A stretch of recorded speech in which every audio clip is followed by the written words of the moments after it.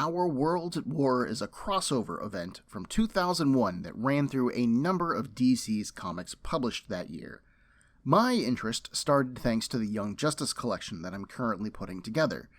You see, I bought all of Young Justice in one go, a pre-built collection, and I'm going through it and...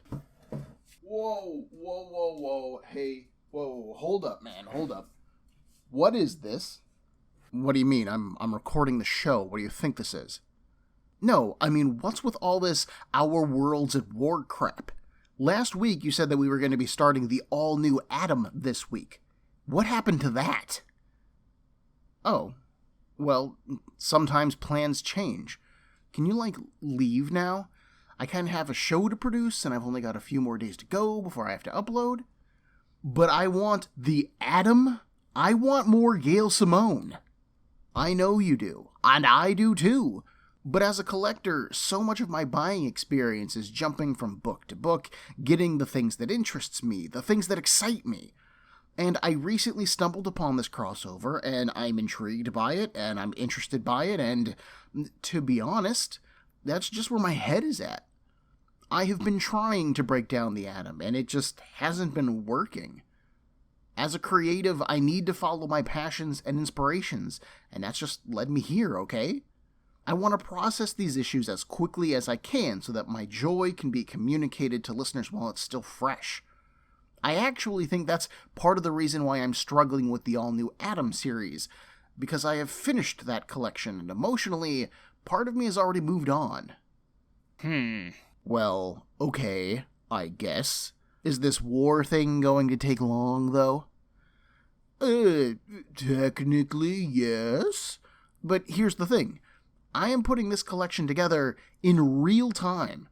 I can't break it down as a series until I have all of that, so I'm just going to talk about what I do have, and then we'll just intersperse it throughout the Fantastic Four run. As I get more issues of this crossover, then I'll talk about it, but I'm not going to do a straight-up breakdown like our series have been so far. Now, come on, we're eating up episode time with this nonsensical intro. Just don't forget. I won't forget. Okay, bye. Stay handsome. Yeah, love you. Okay. At the start of this year, 2020, I bought Young Justice issues 1 through 55 in a single lot. Got the whole series for about $1 an issue, baby. And whoever put this collection together did a pretty good job with it, even including a number of one-shots and tie-ins for the various DC events that happened during its 5-year lifespan. I would give this collection an A rank.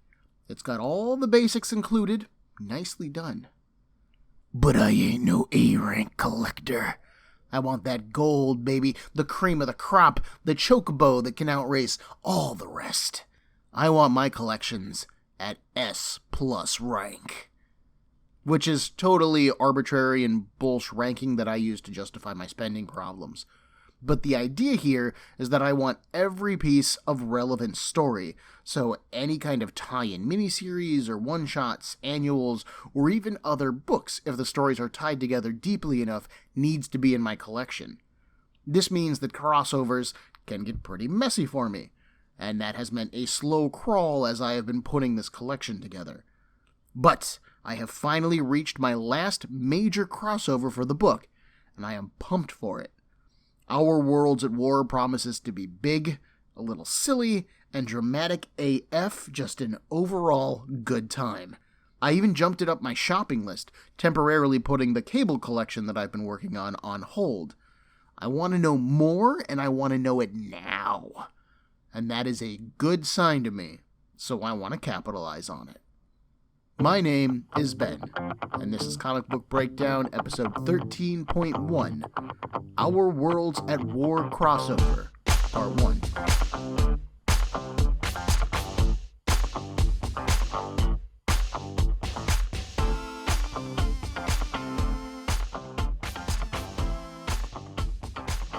Due to the nature of Our Worlds at War being a crossover, I'm going to be jumping between DC's 4 Superman books that they were publishing in 2001. But today we start with good old Superman, issue 171. Written by Jeff Loeb with art by Ed McGuinness, inks by Cam Smith, and colors by Tanya and Richard Hourier, these 4 issues are actually the first Superman comics that I have ever intentionally paid money for. That's how into this crossover I am. The issue opens with Superman charging through space. A subspace transmitter in his ear connects Superman to Professor Emil Harding, who narrates throughout the background of this issue. It seems that, months ago, the now dwarf planet Pluto went missing, and Professor Harding has finally located it. Yeah, that's right. Somebody stole Pluto. God, No swearing. love comic books. Superman streaks towards the planet, but his eyes go wide as he approaches. Instead of a barren sphere floating in space, he finds a planet that is covered in buildings, pipes, and massive energy reactors. Nothing appears to be alive or active right now, but this can't be Pluto, right? As Superman gets a closer look, Professor Harding recaps some of the recent events in his life, getting us as readers up to speed. A few months ago, a virus was unleashed on Metropolis by one of Superman's foes, Brainiac 13. That virus, dubbed B-13 because of its originator, transformed any non-living form of matter into a highly sophisticated technological version of itself. The entire city was transformed.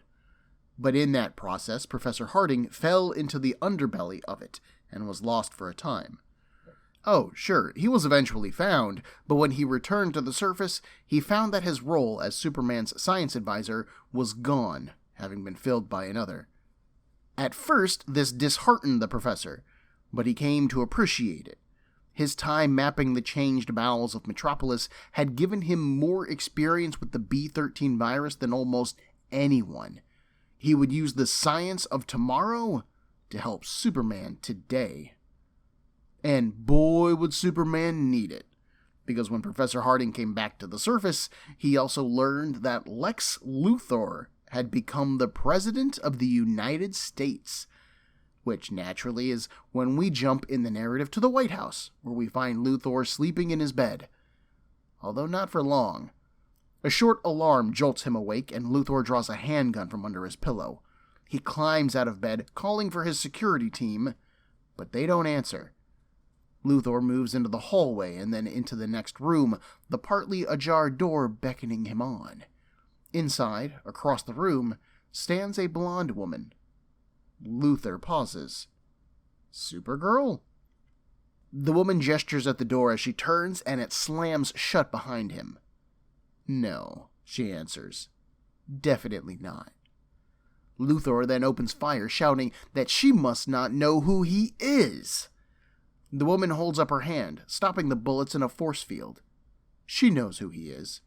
And with her help, he may even become one of the most important figures in history. The other notable presidents, Washington, Lincoln, Roosevelt, they all had one thing in common. War. We've now met our main cast for this issue and seen their status quos established. If you couldn't guess, I love the idea of Superman investigating the kidnapping of Pluto. That's such a large idea that it feels kind of silly and stupid. But if we honestly woke up tomorrow and a planet-like body had suddenly gone missing from our solar system, well, the questions that would come from that, like, what can do that? Like, stop for a second and think about the physical forces necessary, or the creative intelligence necessary to find a way to do that, and just the sheer mystery behind why someone would steal Pluto to begin with. Suddenly, that's not silly, that's dope. If, a bit unfortunate for Pluto. You heard about Pluto? It's messed up, right? I was really surprised to start reading and discover Professor Harding as our narrator instead of the title character, Superman. I mean, this is Superman's book, right? And the fact that the professor doesn't appear physically here at all only enhanced that concept for me. Is this guy a character in this book or not?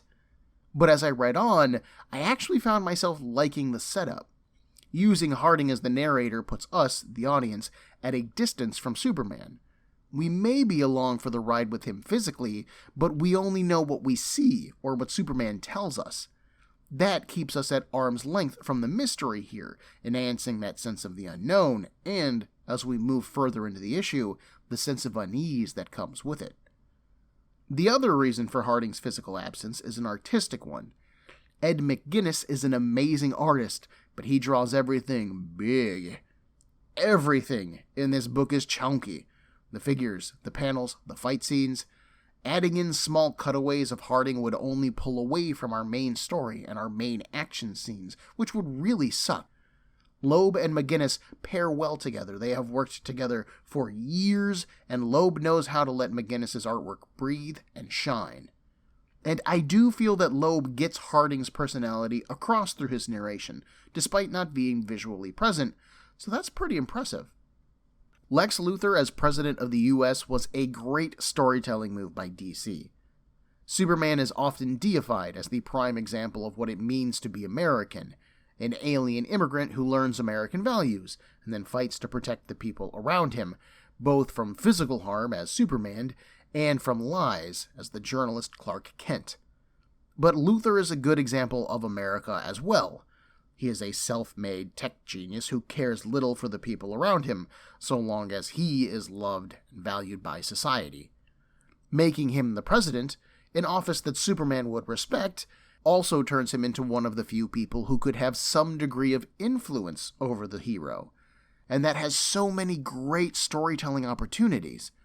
If Superman moves against Luthor in any way now, he's not just fighting a private citizen, a dangerous industrialist with a grudge. Now he would be fighting America itself. And that is a fantastic concept. The Luthor scene has a few interesting things to notice. Luthor sleeping with a gun makes perfect sense to me, and the pervading shadows and darkness add to Luthor's unease. The entire sequence is colored green as well, hinting at who Luthor is talking about without making an outright statement about that character. Harding's narration transitions so No swearing. smoothly from the Superman scene to this one that I am honestly amazed by it, but it's also super informative. Harding tells us about Luthor as president, that Harding dislikes the idea, and that Luthor won the seat because he promised to give everyone access to the technology derived from the B-13 virus. He got control of that virus by giving Brainiac 13 his infant daughter, Lena. This helps further establish that Luthor is a man who will do anything he has to in order to come out on top, even if that means trading in human lives, even if those lives are close to him. But it also kind of muddies things up for me. The alarm sound that wakes Luthor up is just 3 short wah sounds. Given that Loeb had just mentioned a baby in the narration, I initially read those wahs as a child crying. But the second that Luthor opens his eyes, that stops. No one else appears to help explain what that sound is. The only real context clue we have is Luthor calling for his security team, so that then makes me think that it's more of a standard alarm, and instead of a baby crying going wah, wah, it's more of a security alarm going wah, wah, wah type of thing. Reading the scene, it honestly flows well either way. Only in trying to explain the scene verbally to you folks do I stumble as to its greater meaning. Loeb does a good job of establishing Luthor's visitor quickly, too. She entered the White House unopposed, either by bypassing the security team or disabling them, and she stopped Luthor's attack with ease. She is calm in her demeanor. She feels confident and powerful here. She has the upper hand. I take a little issue with her war makes for great presidents, as there are a number of wars and presidents that America does not idolize. I mean, one of these things does not immediately mean the other. This is some correlation, not causation bullsh, and I do not approve of it. The main point here, though, is that this woman brings news of war, and for whatever reasons that she has, this person wants Luthor to know about it. So she plays off of his lust for power and adoration to counteract the paranoia and mistrust that he has for a stranger in his home. Their conversation will run the length of the issue, but we don't get to hear the next part, as we bounce back to Superman and Professor Harding. Superman lands on maybe Pluto and is walking the twisted and concrete paths of it. Professor Harding's scans, which are limited at this distance, confirm that the physical dimensions of this body do match Pluto, but Superman can see that someone has turned the entire planet into a weapon. The last that Superman knew, Warworld had been destroyed, so now he needs to figure out who did this and why they did it. He asks Professor Harding if he can pick up any energy signatures. Maybe Superman can visit its power source and find a clue. But no, Harding scans find nothing. Superman is all alone. And yet, behind him, in the shadows, hands covered in red armor aim a glowing axe at Superman, and then they swing. Superman barely has time to react, the axe grazing and cutting his arm. Superman spins, kicking his assailant away, but doing so left him open to attack. An energy blast slams into him, and another attacker approaches. Superman doesn't recognize either of these enemies, so he asks them who they are and what they want. The new enemy points a glowing hand in Superman's face. Why, they want him to die. A quick exhale of frost breath encases the hand in ice, shocking his opponent long enough for Superman to circle around behind him and then punch him unconscious. Then a voice cries out for help, calling for Superman specifically. He pauses for a moment, telling Professor Harding that he isn't alone up here. Then he rushes over to the voice. Professor Harding is totally thrown by this. There is, scientifically speaking, no one else on that planet. Superman then asks Professor Harding to go through the JLA files, see if he can find a match to these guys, but that just throws Harding even further. Did you say people? Like, multiple people? Superman insists that they're here, that they are talking to him, but Professor Harding insists that if they are, then he can't hear them. Ooh, spooky. Superman reaches the person who cried out for his help. Turns out that it is a woman with green hair. Superman assures her that she'll be okay now, and then she blasts him with energy from a green eyeball that floats nearby. The emerald eye stands over Superman's fallen form, gloating that no one can resist her. In another burst of speed, Superman wraps his cape around her floating eye. Then he demands some answers about what's happening here. But Emerald Eye can only think about her eye, and so Superman returns it to her by swinging his cape like a buttersock. Emerald Eye bounces away into the shadows when she's hit by it. Then a bolt of electricity hits Superman from behind, distracting him long enough for a gigantic creature to pin him under a hand. Validus towers over Superman, his faceless, encased in glass brain crackling with energy. Behind Validus, a half-man, half-machine looking dude declares that once Superman is dead and Warworld falls under their control, the Fatal Five will soon conquer the universe. I love a good number-based supervillain team. The Fearful Four, the Frightful Four, the Sinister Six, the Fatal Five. It just sounds so classically comic booky. We bounce back to Luthor, who is having trouble coming to grips with what his visitor has told him. All of those people need to die in this war? She doesn't even blink at the question. What does it matter if a few million die, if it means that the universe gets to live? Luthor knows that the needs of the many outweigh the needs of the few. Back on War Pluto, the cyborg dude orders Validus to chuck Superman into the furnace so that they can use him as fuel. Validus's sheer size grants him the strength necessary to keep a grip on even Superman, who struggles in vain. Professor Harding chimes in finally, telling his friend that if there are no energy signatures or audio signatures for these people, well, Superman should try his other senses. Superman thanks the professor, and then he uses his heat vision on Validus's face, allowing him to break free, but only a bit. He then grabs Validus's hands and pulls him up and away from the planet. The professor's line about senses allowed Superman to notice that none of the Fatal Five have a scent. They are actually hard light holograms created by Warworld. Once Superman takes Validus far enough away, he dissipates. And sure enough, the big guy does. Superman turns around, appreciating the thought that went into setting this trap up, even if it does reveal who's behind it. Professor Harding doesn't follow, and honestly, neither do I, but I am glad that you're pretty confident, Soups. In the White House, Luthor asks his visitor what he needs to do about Superman, and she replies that he will have need of Superman as never before. Luthor scoffs at that idea, but his visitor is undisturbed by his skepticism. They will speak of this again, soon.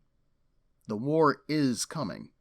The only question is whether Luthor will use that to his advantage or not.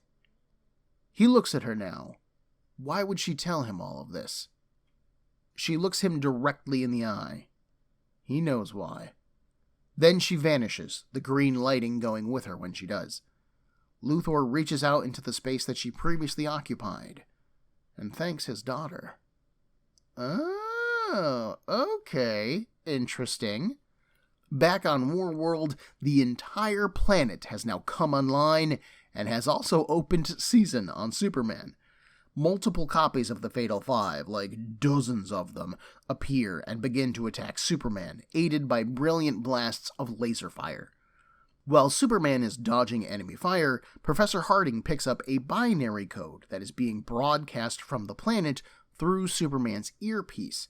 He pinpoints its source and then directs Superman where to fly.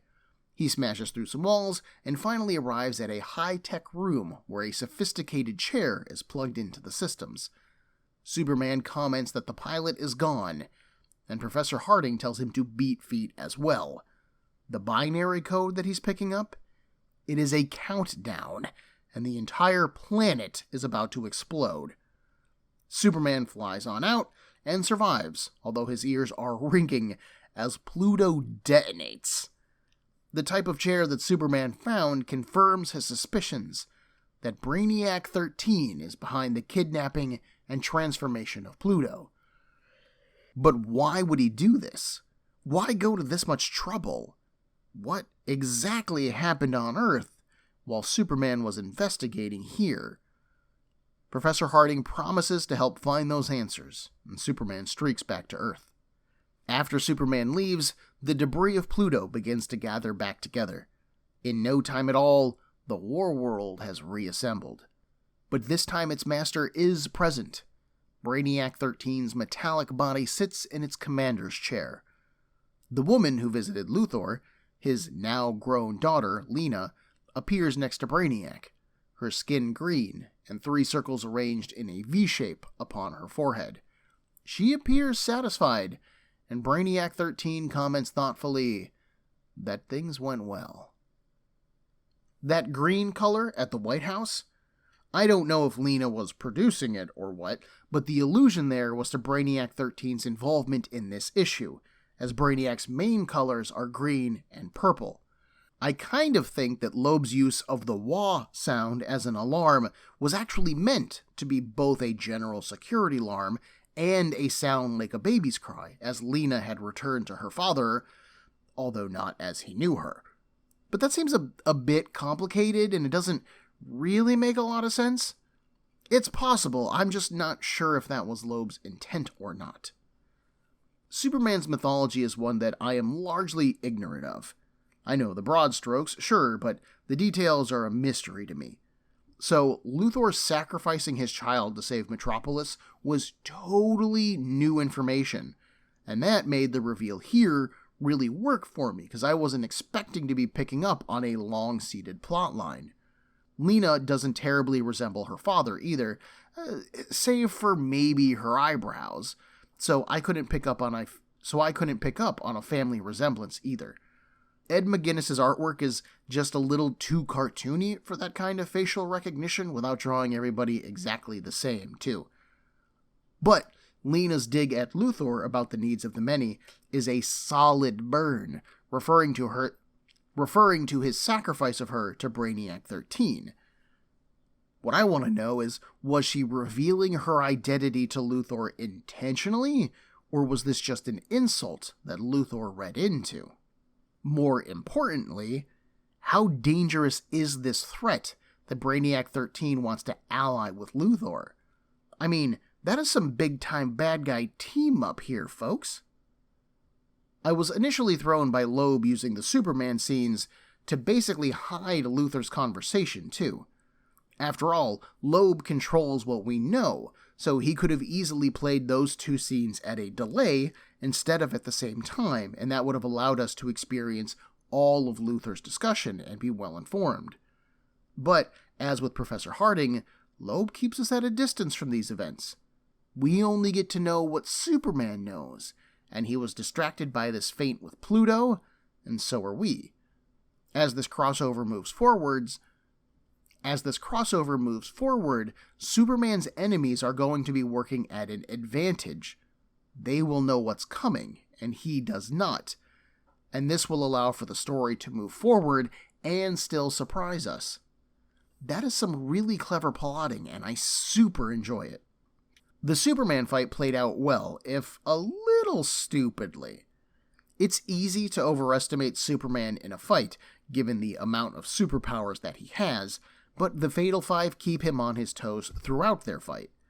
His reactions are smart and tactical, though, showing us that Superman isn't just a blunt instrument who punches things. He is clever, and he is experienced, too. I like that Harding's conversation with Superman is what gave him the final clue as how to defeat the Fatal Five, but I don't really buy it either. Harding's hint is for Superman to use his other senses, but then Harding is surprised when Superman figures out that the Fatal Five aren't real using his sense of smell. So, which is it, Doc? Did you realize that the Fatal Five didn't exist and so you could clue Superman in? Or were you lost as hell and I guess you just suggested randomly that Superman smelled them? And if Harding knew that the Fatal Five weren't real, why not just tell Superman that?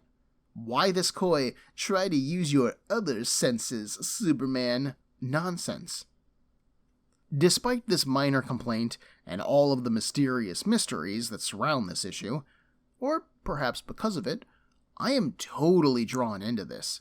I love the references that Loeb made to previous stories. He's building upon what he has done so far. I love the strange designs of the Fatal Five. I love all of the planned machinations that happened, and I totally enjoyed McGuinness's artwork throughout, especially the coloring here. If I were to ever buy a Superman run, I think that this particular run would be something that I considered getting. Loeb just killed the plotting and the structure here. Just, my God, I am absolutely impressed. Our Worlds at War next takes us to The Adventures of Superman, issue 593, written by Joe Casey, penciled by Mike Ringo, Joe Marzan Jr. on inks, and hey, we got good old Wildstorm FX on the colors. Nice. The story opens not on Superman, but on his reporter wife Lois Lane, who is on the job at Stryker's Island Prison in Metropolis. There was a prison break recently, and Lois is looking for more information for the newspaper that she works for, the Daily Planet. But the prison warden refuses to comment, suggesting that Lois visit their head of public relations. Instead, because Lois is no idiot, she sneaks down to record keeping instead. The records guy, a thin man with big glasses, doesn't quite buy Lois's story that the warden sent her down here, but she is right that weird things have been happening a lot lately, and so the pair discuss it. Strictly off the record, of course. So first, there's the fact that the alien warlord Mongol had been transferred out of the prison recently. Then we have the prison escape that just happened, in which 2 inmates fled. And then finally, we have the most recent transfer, which was authorized by the government. The records guy even shows Lois the signed transfer orders, and they were signed by her father, Major Samuel Lane, by order of President Lex Luthor. dramatic reverb. Elsewhere, we finally catch up with Superman as he arrives at the abandoned military base, Area 8. He's following a hypersonic radio signal to a laptop, betting that only he and a few breeds of dogs could possibly hear it. This tells him that whatever this is, it has to be a setup, but who would try to draw him here and why? Come on, Soups. Even I ain't stupid enough to not smell a trap here. And a trap it is.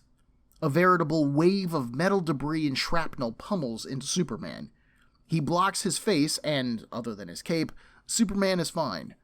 His attacker is actually named Shrapnel, and he charges at the hero. Shrapnel appears to be a man made of metal. His body is built of scraps in cartoonish proportions. Shrapnel attacks Superman gleefully. He is hungry for this fight. But Superman reacts calmly, punching the ground to unbalance his foe. Then he hits Shrapnel with his heat vision. The big pile of metal smashes through a wall and into an office, where the story stays for a second. Inside of that office, someone addresses the metal man. This person's dialogue would indicate that the man is English, and worse, he isn't impressed by Shrapnel's showing. They got him out of strikers for this? This isn't some Bush League fight. This isn't tag. This is No swearing. Superman. So step up, Shrapnel. Outside, Superman pulls off his tattered cape. That's 2 capes down in 2 issues. I hope Superman buys them in bulk. Anyways, as Superman is getting to his feet, green smoke erupts from the shattered concrete, sending him into a coughing fit. Shrapnel then emerges from the smoke, decking Superman, his metal scraps flying from the impact. These 2 narratives, Lois unknowingly investigating the cause of Superman's fight, and then Superman's actual fight, provide the main structure for this issue. And it kind of matches Loeb's form from last issue. We've got an enemy that lures Superman to a location for a fight, and then Superman is left questioning why this is happening, while the main villains that are fought are ultimately pointless in the face of the real threat that lurks in the background. On the one hand, I like this, as jumping from one ongoing comic to another during a crossover can be extremely jarring, and we will see that when we go from this particular issue to the next for our next episode. But having Casey's story kind of echo Loeb's ties them together a bit, giving this crossover a much more cohesive feel. The cartoony, exaggerated styles of Ed McGuinness and Mike Wieringo pair well too, enhancing the feeling of reading 2 issues in one storyline, as opposed to 2 separate issues of 2 different ongoing series. Penciler Mike Wieringo, often called Ringo, which is how he signed his name, is a childhood favorite of mine. As an X-Men only fan, though, I very rarely got to see Ringo draw my particular set of heroes. He was generally found over in the Spider-Man books.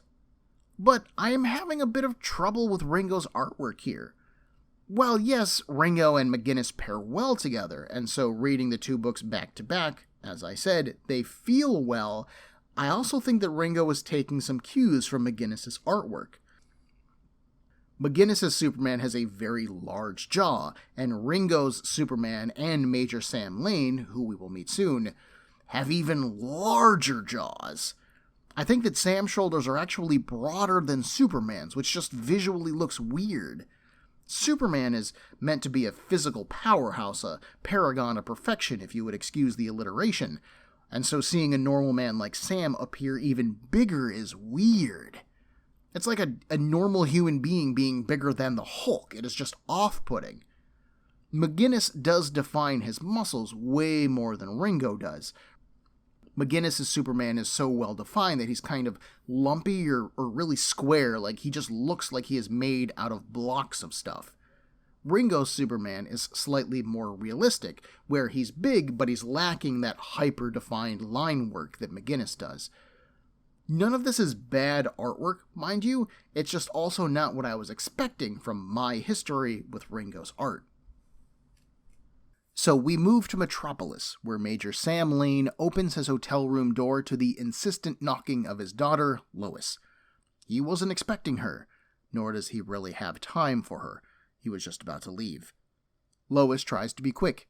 She asks him bluntly if he really did sign the transfer order as part of a new government program for President Luthor. Sam states that, as the Secretary of Defense for President Luthor, he has many tasks that he must see through. This was one of them, and furthermore, it is classified. Lois continues to press him, saying that she is going to follow this story to its end, even if it means coming after Luthor and the Major. Sam cannot believe that Lois would question his loyalty to his country or his honor.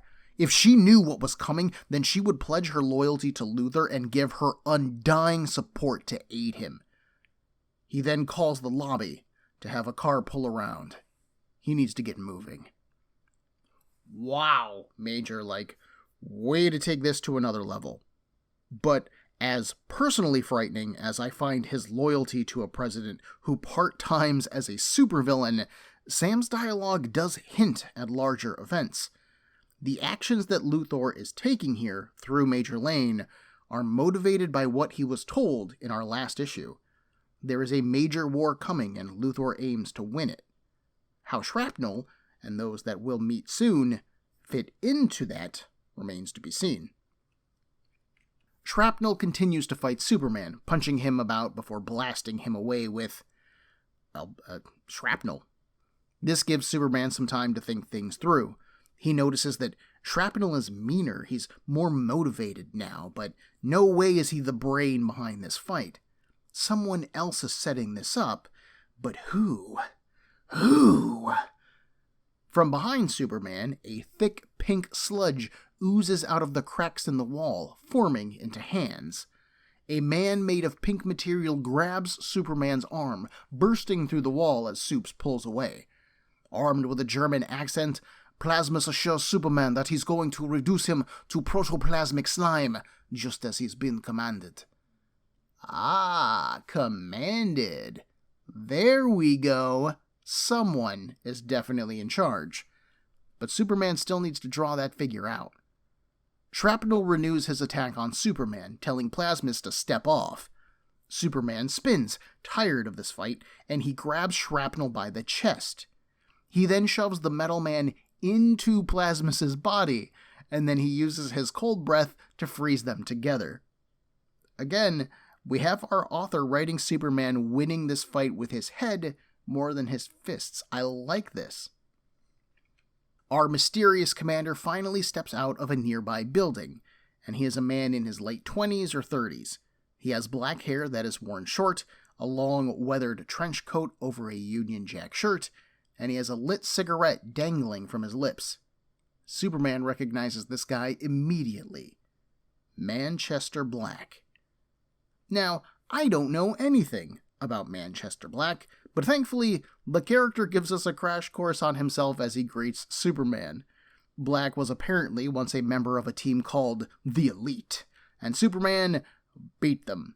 Black has been on a drug-induced bender since then, at least until the American government pulled him out of the gutters and forcefully recruited him. They needed a new leader for this new project that they're testing, called the Suicide Squad. But the squad needed a test run against the heaviest hitter that they could find, and so Black suggested that they try to take down Superman.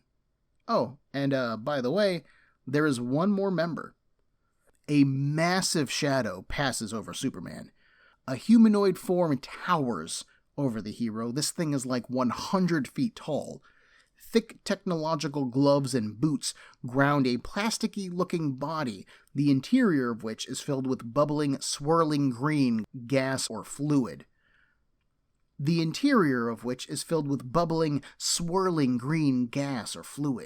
Similar pieces of technology shape this thing's eyes and mouth, while a shoulder pad rests on its left side. This is Chemo, and when he steps on Superman, the alien hero is engulfed into that mess. Superman has dealt with Chemo before, though. He knows what to do. He flies up and out of Chemo, grabbing onto the shoulder guard. Superman then flies the big thing into space and leaves it there. When he returns to Area 8, he asks Black outright, who is he working for? Black grins cockily. The same people that you do, mate. Superman crosses his arms. If Black is referring to the American government, then he should know that Superman doesn't answer to them. To be honest, he never would have figured that Black would take orders from anyone either. And he's right. Black explains that he has nanotech injected into his spine that keeps him in line. If he ever goes rogue, then he'll be paralyzed. But with what's coming, Superman might regret taking down his old team. They're going to need that willing-to-kill edge that the elite could bring to the table. Superman doesn't buy that and flies off. Black sighs at this guy's naivete and then calls his commander. He tells them about the team's status, frozen and abandoned in space, and adds that they're clear to retrieve Mongol. In another location, some kind of military base, Amanda Waller, who is the head of Project Suicide Squad, protests digging up Mongol. They buried him for a reason, you know. A man who looks like Major Lane but can't be him assures Waller that they're going to need Mongol soon. The wall to the room suddenly melts inward under Superman's heat vision. He followed Black's radio signal back to this base, and he isn't surprised to find President Luthor standing at the back of the room. He warns Luthor that whatever he is planning to use this squad to do, he should stop now. When things go south with them, and they will, Superman knows Luthor was the one responsible for them. Luthor assures his old enemy that he knows what he's doing.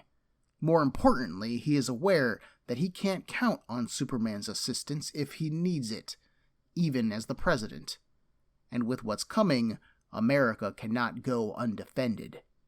But, having delivered his own threat, Superman flies away before he can hear that something horrible is coming, and so he remains clueless. My confusion regarding Major Lane being in that military base happened because our final page has Sam leaving his hotel, Lois demanding more information as they head towards his car. But Sam simply cannot give it to her. The cabinet has only just came together. They have reports of violence in Pokolistan, which is the worst fake Middle Eastern nation name that I have ever heard in a comic book, and they have even bigger concerns than that at hand. As his car arrives, Sam tells Lois that he knows that they will never see eye to eye on this. But he loves her, and he tells her to take care of herself. He doesn't trust her husband to do it, after all. Then he closes the door, and he's off, and the issue ends. It's a bit of a bummer. It's kind of weird to see a narrative, and I mean Luthor, and by extension America, preparing for a major war, go on without the book's main characters being aware of it.